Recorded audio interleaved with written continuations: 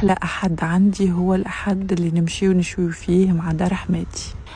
وكما تشوفوا الطقس مزيان برشا، والبلاصة هذه يا جماعة تعجبني على الآخر، لأنه أنا من محبي البلايص الخضراء والبلايص الطبيعية، نعشقهم نموت عليهم. ولهنا وصلت وحبيت نعملكم سيلفي. بدينا ديريكت نشوي ودوب ما وصلنا. راجلي كان مسؤول على الشويان.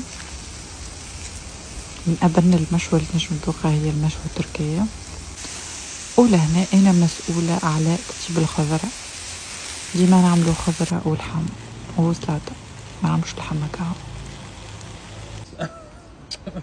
ولهنا والأخيرا باش ناكلو متنا شر. وعملنا زدا مايز.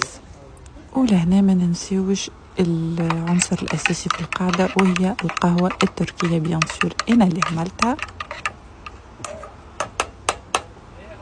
ولهنا استمتعت في القهوة متاعي في الطبيعة. ياي best day ever.